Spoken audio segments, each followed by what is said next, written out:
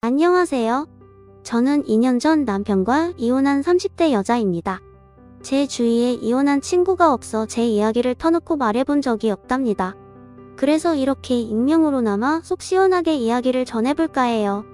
용기 내어 쓰는 것이니 꼭 끝까지 들어주시고 응원의 글을 남겨주시면 좋겠네요. 저는 부유한 집에서 낳고 자랐습니다. 할아버지가 자수성가하셔서 아버지께 재산을 물려주셨고 아빠는 그 재산으로 종합병원을 설립하셔서 저와 동생이 하고 싶은 거 다 할 수 있도록 지원을 주셔서 잘 컸답니다. 제가 대학을 졸업하고 아빠는 병원 경영을 해보라고 하셨는데 저는 제 힘으로 성공하고 싶어 일을 거절하고 대기업에 취직해 바쁜 나날들을 보내며 끝없이 자기계발을 했답니다. 영어 회화는 물론 토익 점수까지 더 올리고 자격증 공부도 틈틈이 해서 대리진급을 쉽게 하게 되었죠. 저는 회사에서 홍보 관리를 하고 있었기 때문에 회사 밖으로 나가 일하는 날들이 덜어 있었습니다.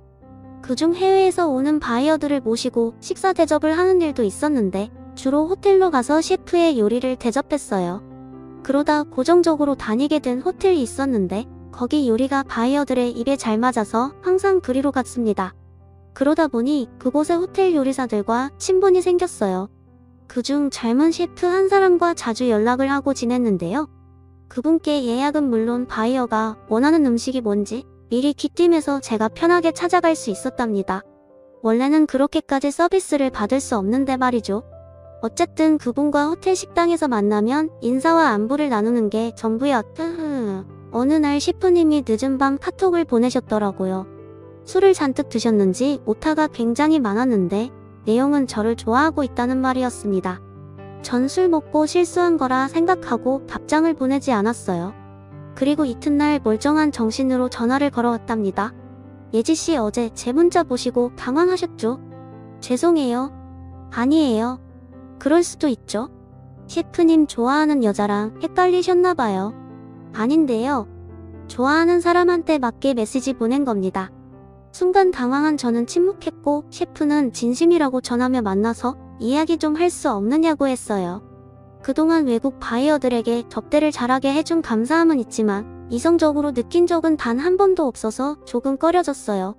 그런데 피하려고 하자니 셰프님이 일하는 호텔만큼 잘해주는 곳이 없어서 고민 끝에 만나서 정중하게 거절하기로 마음먹었답니다. 그날 저녁 퇴근 후 셰프님과 조용한 카페에서 만나게 되었어요. 어색함이 감돌아 빨리 벗어나고 싶은 심정이었네요. 예지씨 저 오랫동안 예지씨를 좋아해 왔어요. 지금 만나는 분 없다고 하셨죠? 그럼 저에게 기회를 주세요. 셰프님 아니 진욱씨 저는 진욱씨를 일적으로 만나는 동료 정도로 생각하고 있어요. 다른 감정은 없다고요? 정말 죄송하지만 진욱씨 마음을 받아들일 수가 없습니다. 제가 싫으신 건가요? 그게 아니면 딱 3번만 만나주세요. 그래도 마음에 들지 않으면 저도 포기하겠습니다. 예지씨가 거절해도 곤란하지 않게 저희 호텔 바이어들을 계속 모셔와도 좋습니다. 절대 티내지 않을게요. 그럼 제 부탁을 들어주세요. 딱 3번입니다. 그의 부탁의 말을 들으니 마음이 혼잡해졌어요. 정말 좋은 분이라 계속 인연을 이어가고는 싶은데 남자 대 여자로 만나 자니 부담스러웠습니다. 헌데 저를 진심으로 좋아하고 있다며 애절하게 부탁하니 진욱씨 말대로 3번의 데이트를 해보기로 결정했어요. 처음 데이트는 등산이었어요. 저는 29년을 살면서 남자와 산을 타는 건 처음이었습니다. 저는 가쁜 숨을 내쉬며 정상까지 기어가듯 올라갔고 진욱씨는 아주 가볍게 올라갔죠. 그리고 산에서 내려올 때는 다리가 너무 후들거려서 진욱씨의 팔을 잡고 내려와야 했어요. 아마 등산을 처음 하신 분들은 제 상황을 아실 거예요. 여하튼 저희는 무사히 등산로 입구까지 내려왔고 진욱씨의 차를 타고 저희 집 앞으로 갔습니다. 오늘 힘드셨죠? 다음 두 번째 데이트는 편안한 걸로 합시다. 잘 들어가요? 네? 저는 내심 아쉬웠어요. 힘들게 등산을 했으면 밥이라도 사줄 거라 예상했는데 정말 등산만 하고 집으로 돌아가더라고요. 이게 데이트인지 훈련인지 분간 이되지 않았답니다. 그리고 며칠 뒤 두 번째 데이트를 하기로 했는데 이번에는 도서관을 데려가더라고요. 전 책을 별로 안 좋아해서 두리번거리다가 아무 책이나 잡고 자리에 앉았죠. 진욱씨는 제 맞은편에 앉아 한마디의 말도 하지 않고 5시간만 책만 읽었답니다. 그게 두 번째 데이트였죠. 마지막 세 번째 데이트는 진욱씨 집에서 하는 집 데이트였어요. 상식적으로 사귀지도 않는 남자의 집에 가는 건 아니라고 생각해 일을 거절했는데 진욱씨가 무슨 상상하는지 아는데 진욱씨는 주방에서 자기가 만들고 싶은 음식을 스스로 만들어 손님에게 주는 오마카세를 해주려고 초대하는 거라고 하더군요. 저는 그 말을 믿었고 이상한 짓을 할 사람이 아니라는 걸 알아서 결국 그의 집 안으로 들어갔답니다. 집은 좁긴 했지만 꽤 잘 꾸미고 살더라고요. 청소도 깨끗이 해놓았고 정리정돈도 저보다 훨씬 낫더군요. 어쨌든 저는 식탁에 앉았고 진욱씨는 음식 재료를 꺼내 조리하기 시작했습니다. 그리고 한 번도 먹어본 적 없는 메뉴를 뚝딱 만들어냈어요. 어머, 이거 뭐예요? 초밥 위에 올려진 게 회가 아니네요. 내 양고기예요. 이건 제가 즐겨 먹는 건데 안 어울리는 것 같은데 꽤 먹을만 하더라고요. 그런데 진욱씨 말처럼 양고기 초밥은 기가 막히게 맛있었어요. 냄새도 하나도 안 나고 음식이 입안에서 춤을 출 정도였죠. 이어지는 음식들은 한식 양식이었고 마지막에는 진욱씨만의 파스타를 만들어 주었답니다. 그리고 전 그 파스타를 맛보는 순간 지금껏 먹어왔던 파스타는 아무것도 아니라는 걸 깨달았어요. 와, 이거 대박인데요. 도대체 뭐가 들어간 거예요? 이거 호텔 메뉴에 넣어도 될 것 같은데 왜 안 넣었어요? 아, 이건 나중에 호텔 그만두고 혼자 가게를 차릴 때 쓸 메뉴예요. 제 목표가 파스타집 차리는 거라서요. 아, 그러시구나. 그럼 언제쯤 호텔을 그만두시는 거예요? 앞으로는 셰프님 찬스 못 쓰겠네요. 예약이랑 음식이랑 여러모로 잘해주셨는데 걱정 마세요. 결혼하기 전까지는 호텔에서 일할 겁니다. 우리가 언제쯤 결혼할지 모르지만요. 은근슬쩍 저에게 멘트를 날리는데 미소로 받아주었어요. 그리고 말했죠. 제가 진욱씨랑 결혼할 거라 생각해요. 무슨 자신감이죠? 아, 장난입니다. 아니, 저의 희망사항이죠. 어쨌든 결혼 전까지는 돈을 모아야죠. 요즘 집값이 장난 아니잖아요. 저는 대충 고개를 끄덕이고 말았고 파스타에 국물까지 다 먹고 나서 마지막 데이트를 마치게 되었어요. 진욱씨는 하고 싶은 데이트를 다 했다며 저에게 고마웠다고 말했고 거절해도 괜찮으니 아무렇지 않게 비즈니스 관계를 이어가자고 하더군요. 그런데 제 생각은 달라졌습니다. 그동안 만나왔던 남자들과 확연히 다른 데이트를 하고 나니 진욱씨가 특별하게 보였죠. 그래서 저는 용기 내요. 네 번째 데이트는 언제예요? 하고 제 마음을 돌려 말했고 진욱씨는 밝은 미소를 보이며 제 손을 잡았습니다. 그렇게 연인이 된 저희는 3년 동안 뜨겁게 사랑했고 하루라도 만나지 않으면 온몸에 가시가 돋칠 정도로 서로에 대한 애정이 남달랐어요. 그래서 저희는 결혼을 결정했고 양가 부모님의 허락을 받자마자 혼인신고부터 하고 신혼집을 구하러 쏟아내었습니다. 그이가 평생 모아온 돈을 다 써도 서울에 집을 구하기는 역부족이어서 저희 집 도움으로 서울 변화가에 있는 신축 아파트를 계약하게 되었어요. 그리고 상견례를 무사히 치르고 성대한 결혼식을 올렸고 아름다운 하와이 신혼여행을 다녀왔습니다. 그리고 남편은 다시 호텔에서 일을 했어요. 저에게 결혼 후 파스타 가게를 열겠다고 했는데 준비조차 하지 않더라고요. 그래서 물었죠. 여보, 당신 결혼하면 호텔 그만두고 개인 식당을 열겠다고 했잖아. 당신이 만들어준 파스타를 나만 맛보는 게 너무 아쉽다고. 아무래도 결혼하면서 그동안 모은 돈을 다 썼으니 생각이 바뀌었어. 대출을 받을까 했는데 내가 가장인데 가정은 책임져야 하잖아. 괜히 식당 차렸다가 망해버리면 어떡해. 난 당신에게 피해주고 싶지 않고 버림당하고 싶지도 않아.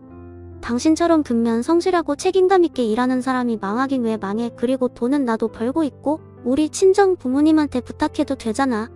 사위도 자식인데 모른 척 하시겠어. 저는 그이에게 용기를 주고 싶었고 지원도 해주고 싶었습니다.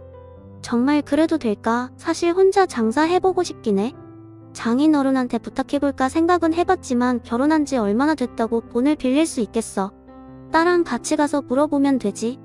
안 된다고 하시면 대출을 알아보면 되고 말이야.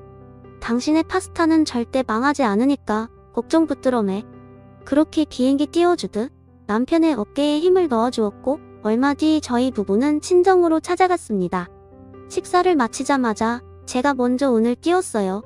아빠, 이 사람 장사해보면 어떨까? 장사 왜 호텔 셰프 자리에서 잘 얘기라도 한 거야? 아니, 그럴 리가 있나? 이 사람 요리 실력 아시잖아. 다만 이 사람 능력을 발휘하면 호텔 셰프보다 더 큰 성공을 할 수 있을 것 같아.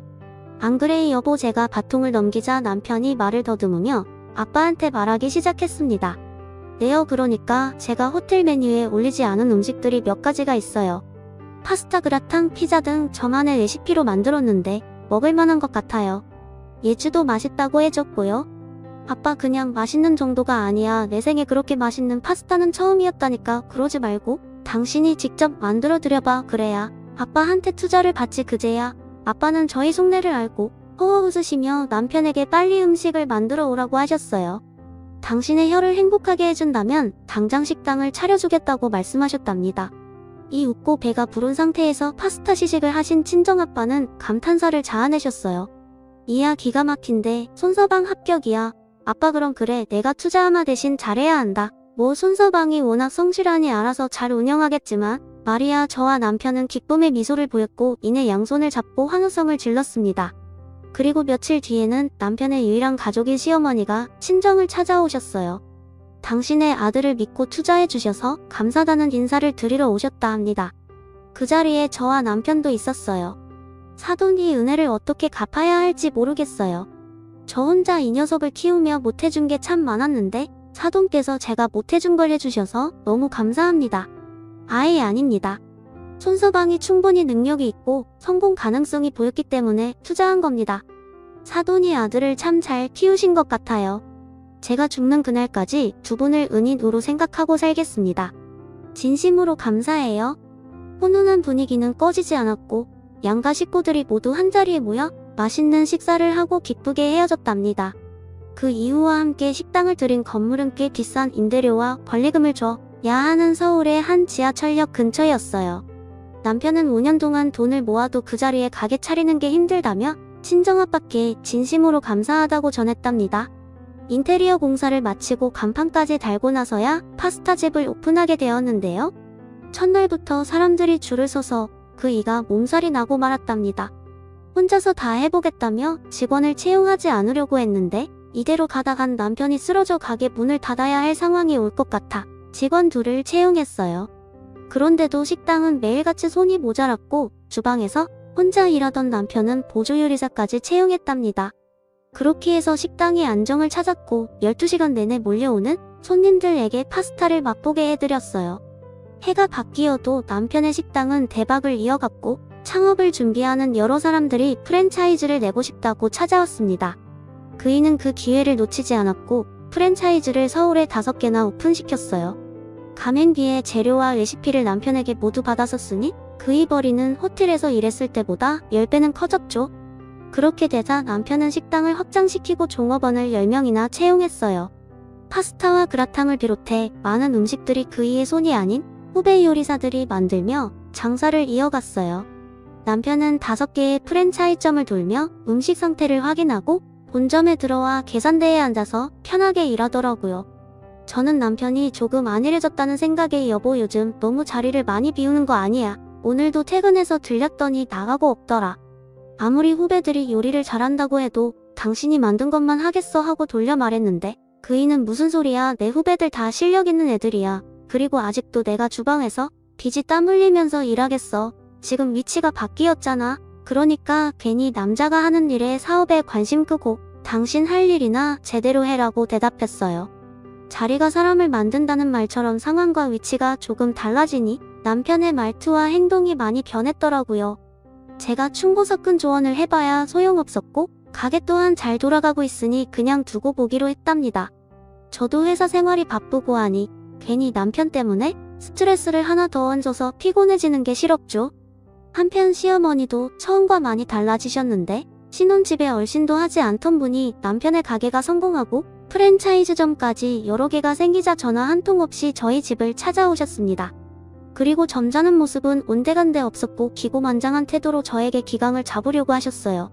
아가, 넌 내 남편이 그렇게 돈을 많이 버는데 냉장고 안꼬라지가 이게 뭐니, 소고기도 채워놓고 몸에 좋은 반찬들도 해놔야 될 거 아니야. 내 아들이 이런 김치 쪼가리랑 밖에서 사온 음식을 먹어야겠니? 어머님, 저도 회사 생활을 하고 있어서 살림할 시간이 충분치 않아요. 그리고 요즘은 반찬 가게에서 사다 먹는 사람들도 많고요. 그러자 시어머니는 원하는 대답을 듣지 못하셨는지 얼굴에 주름을 깨우며 인상을 팍 쓰셨습니다.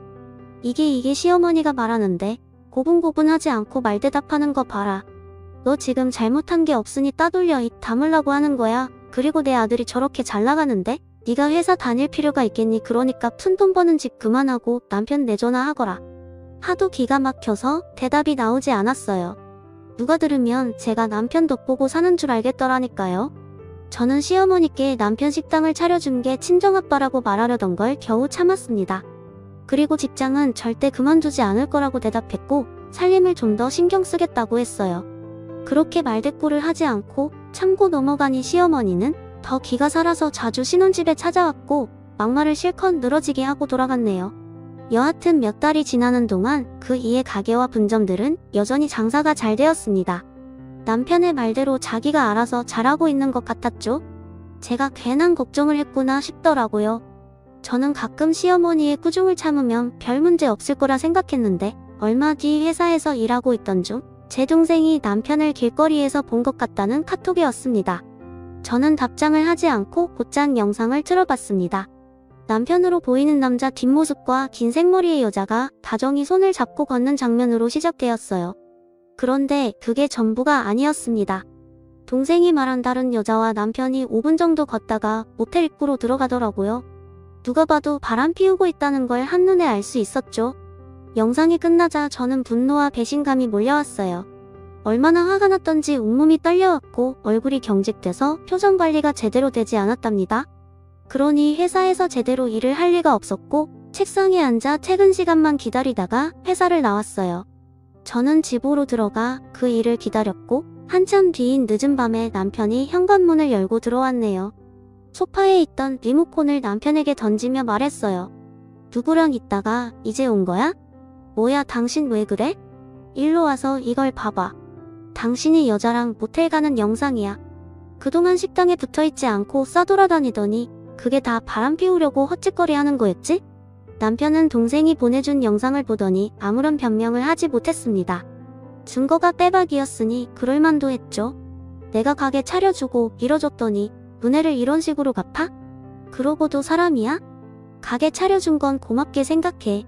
그런데 그 이상으로 성공한 건 내가 잘해서잖아. 그러니까 은은이 뭐니 그딴 소리 하지마. 안 그래도 장인 어른한테 받은 투자금 이자까지 쳐서 돌려드린다고 했다고. 지금 잘못했다고 무릎 꿇고 빌어도 시원찮을 판에 돈 갚으면 그만이라는 소리를 하는 거야? 제 말에 남편은 하품을 하더군요. 정말 기가 막혔습니다. 그의 입에서 나오는 말은 가관이었습니다. 아 됐어 이혼하면 되잖아. 그동안 당신이 돈 좀 있다고 눈치 주는 거 질렸는데 차라리 잘 됐네. 내가 바람을 피운 건 당신한테도 잘못이 있는 거야. 툭하면 장인 어른이 차려준 가게가 어쩌고 저쩌고 하던 소리는 물론 이고 집에 와서 쉬려고 하면 가사 일은 분담해야 한다면서 남편 손에 음식물 쓰레기나 쥐어주는 거 정말 짜증난다고. 마치 말단 요리사로 일하던 시절처럼 느껴졌단 말이야. 겨우 그런 이유로 바람을 폈다고? 잔소리 좀 했다고 바람 피우면 세상 남자들 모두 바람 피우겠네? 내 말이 틀려? 아 지겨워. 그 찢어지는 목소리 진짜 듣기 싫다.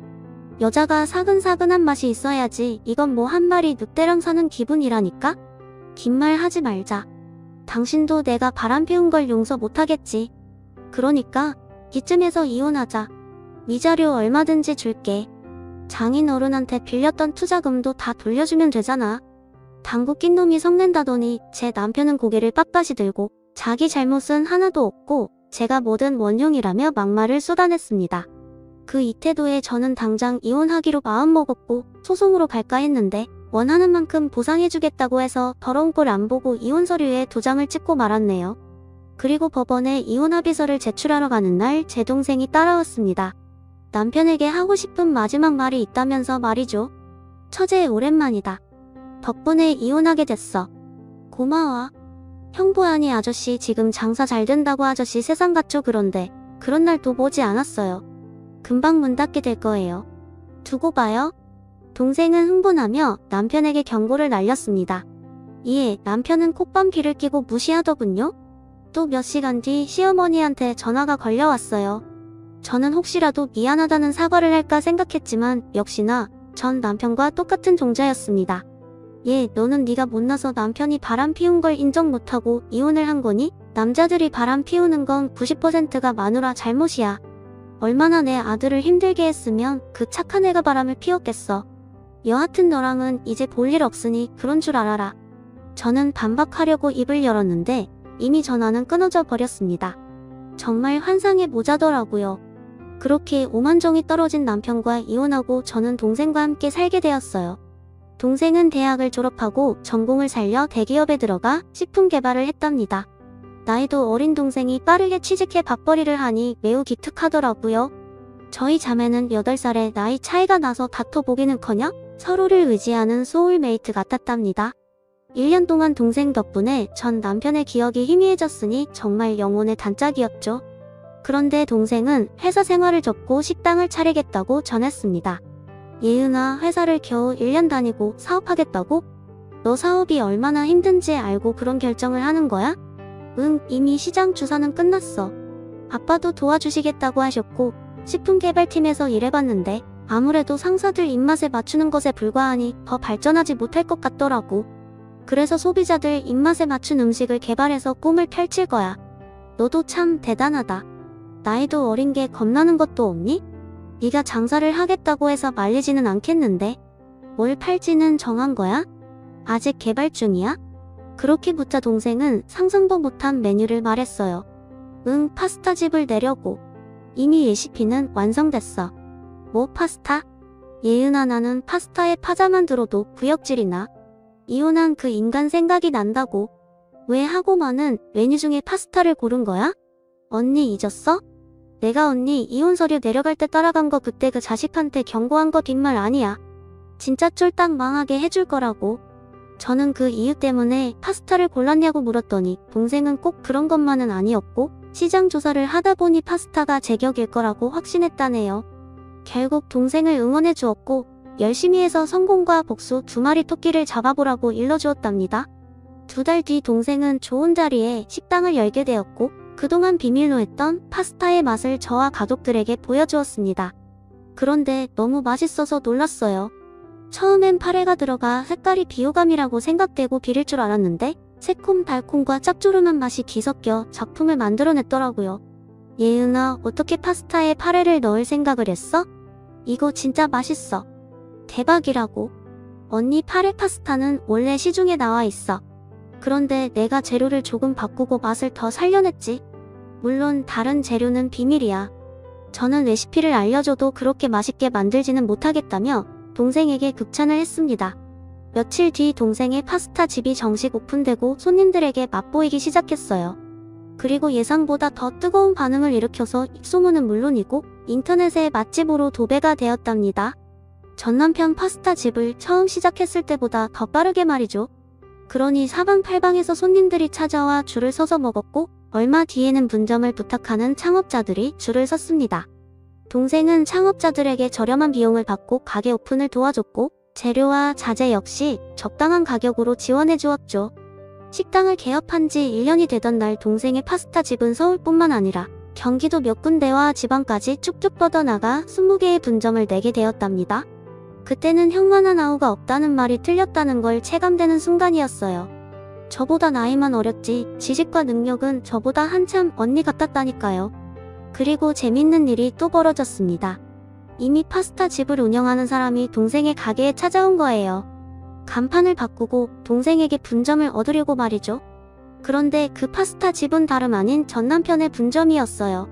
제 동생이 내준 분점을 찾아가 파스타를 먹어봤는데 전 남편의 파스타와는 비교도 안 될 만큼 맛있다며 동생의 가게로 바꾸고 싶다 말했답니다. 그러자 동생은 당연하다는 듯이 분점을 내주기로 했고 전 남편의 가게의 분점 사장들에게도 저렴하게 내준다고 바래달라며 동생의 파스타 집으로 바꿀 생각이 있는 분들은 얼마든지 환영하고 기다리겠다고 전했답니다. 그런데 얼마 지나지 않아 전 남편의 파스타 분점 사장들이 또 동생을 찾아왔어요. 그들은 동생의 음식이 맛있는 걸 두말할 필요도 없다 전했고 전 남편이 가게 운영을 제멋대로 하는 바람에 피해가 이만저만이 아니라고 했어요. 아니, 그 대표님은 매출도 계속 줄어들고 있는데 재료값을 말도 안 되게 올리더라고요. 저희가 너무 심한 거 아니냐고 했더니 하기 싫으면 간판 내리고 접으라고 했다니까요. 저희도 재료가 더 싱싱하고 좋으면 당연히 올려드릴 마음이 있겠지만 갈수록 시들어 빠진 재료만 들이밀고 있으니 굉장히 난감했죠. 그래서 저희가 따로 사비를 들여 재료를 구입해서 음식을 만들고 있는 게 현재 상황이에요. 역시나 전 남편은 돈맛을 보더니 가게 일은 뒷전이고 여자랑 시시덕거리며 살고 있는 게 분명해 보였습니다. 제 동생은 그런 대표와 왜 일을 하냐고 말했고 당장 간판을 내리고 자기한테 분점을 받아 장사를 시작하라고 일러주었어요. 그렇게 결과를 보아하니 제 동생이 전 남편의 분점을 모두 빼앗은 것처럼 보였습니다. 물론 실력으로 해낸 것이었지만 전 남편 입장에서는 남의 가게를 넘보게 되었다고 착각할 만했죠. 결국 남편은 모든 분점을 1차 분점 사장들에게 제 동생의 가게 위치를 캐물어서 찾아왔답니다. 그날은 다행히 제가 동생 식당에서 서빙을 돕고 있었고 브레이크 타임에 전 남편이 들어왔네요. 뭐야? 오해지, 오해이은? 너희들이었어? 남의 분점 빼앗아가는 파렴치한 짓을 한 게? 너희들 때문에 무슨 일이 일어난 줄 알아? 내 어머니가 돌아가셨다고. 분점이 사라질 때마다 화병과 우울증을 겪으셨는데 마지막 분점까지 사라지자 충격으로 심장마비로 돌아가셨단 말이야. 니들이 내 어머니를 돌아가시게 한 거라고. 저는 시어머니가 돌아가셨다는 말에 하나도 슬프지 않았어요. 그리고 저희한테 그걸 책임지라는 전 남편도 이해되지 않았고요. 당신 엄마가 돌아가신 게 왜 우리 탓이야? 여자들이랑 놀아나 가게 말아먹은 니 탓이지. 이게 끝까지? 너희들이 한 짓을 봐. 상도덕 없이 남의 가게를 훔쳐가는 파렴치한 것들아. 그러고도 무사할 줄 알아? 나 고소할 거야. 니들 자매. 가만두지 않겠다고? 하? 웃기는 소리 하네. 고소? 무슨 명목으로 하려고? 내 동생은 분점 달라고 찾아오는 사람들에게 식당을 내게끔 해준 죄밖에 없는데 말이야. 뭔데? 무슨 명목으로 고소할 거냐고? 하? 아니, 이건 너무 심하잖아. 한두 집도 아니고 5집 모두 분점을 내주면 어떡하냐 말이야. 당장 물러? 그러자 제 동생이 저를 맞고 나섰습니다. 이봐요, 아저씨. 내가 법원에서 뭐라 했죠? 당신 쫄딱 망하게 해준다고 했죠? 그리고 겨우 한다는 게 큰 소리 내고 협박이나 하는 거예요? 진짜 무식한 양반이네. 내가 분점 내달라고 사정한 것도 아니고 다들 제 발로 찾아와 제안하는데 내가 거절할 이유가 있겠어요? 아저씨 사업 소환이나 음식 맛이 별로이니 이렇게 된 거라 생각은 못했죠? 아저씨는 내 상대가 안 돼요. 지금 아저씨가 운영하는 분점도 팔이 날린다고 그러던데 되게 생각해도 망할 것 같죠? 똑부러지는 동생 말에 전 남편은 당황했고 무슨 말을 할지 머릿속으로 정리하는 것 같았어요. 그리고 다시 말문을 열었습니다. 웃기는 소리 하네. 두고 봐. 누가 먼저 망하는지 똑똑히 보여줄 테니까. 나 호텔 셰프 출신인가 잊었어? 조만간 내가 받은 수모를 돌려줄 테니 두고 보라고. 그렇게 전 남편은 저희 자매 앞에서 사라졌어요. 전혀 무섭지 않은 몇 마디 말을 남기고 말이죠. 동생은 이제 진짜 복수를 해줘야겠다고 판단했는지 친정아빠를 찾아가 거액의 돈을 빌렸답니다. 저는 무슨 돈이 그리 많이 필요하냐고 물었더니 옆에서 구경이나 하고 있으라더군요. 무슨 속내인지 알아채지 못하겠더라고요. 그런데 한 달 뒤 동생이 아빠께 빌린 돈으로 전 남편의 가게가 있는 건물을 매입했습니다. 전 상상도 못한 일이었죠. 동생은 미리 전 남편의 가게 계약 만료일을 알고 있어 이전부터 벼르고 있었답니다. 정말 똑부러지다 못해 독하기까지 하더군요. 건물주가 된 동생은 전 남편을 쫓아내버렸고 그 자리에 자신의 파스타집을 하나 더 차렸습니다. 전 남편은 그동안 돈을 많이 벌긴 했는데 여자 만나는데 써댔는지 제기하지 못했어요. 가게를 정리한 이후에 고시원에 들어가 지냈고 한 식당에 취직해 주방일을 하게 되었답니다. 그런데 두어 달 뒤 모르는 번호로 문자가 왔는데 전 남편의 삼촌이라고 쓰여 있었죠. 내용은 충격적이었어요. 전 남편이 코로나로 사망했다는 부고 문자였답니다. 저도 사람인지라 너무 놀랐어요. 지난 날들이 파노라마처럼 지나가는데 다정했던 시절도 떠올랐어요. 하지만 장례식장에는 찾아가지 않았답니다. 이미 건널 수 없는 강을 건넌 사이였고 잘 가라고 인사조차 하고 싶지 않았으니까요. 그리고 얼마 뒤 저는 다니던 회사를 그만두고 동생이 전부터 권유했던 파스타집의 홍보를 담당하게 되었어요. 제가 홍보에는 일가견이 있었으니 동생에게 큰 도움을 주었답니다. 지금 제 목표 중 하나는 패밀리 레스토랑에 동생 메뉴를 런칭하는 것이에요. 그리고 해외 식당에도 동생의 작품이 널리 퍼지도록 하는 게 저의 꿈이랍니다. 물론 아직 시작 단계이지만 앞으로 잘 될 것 같은 느낌이에요. 사람은 변하지 않는다고 하는데 제가 겪은 전 남편은 참 많이도 변한 사람이네요. 아니면 본래의 모습이었을까요? 뭐 이미 이 세상 사람이 아닌데 어떻게 알겠어요. 어찌되었든 저의 사연은 이쯤에서 마무리할게요. 감사합니다.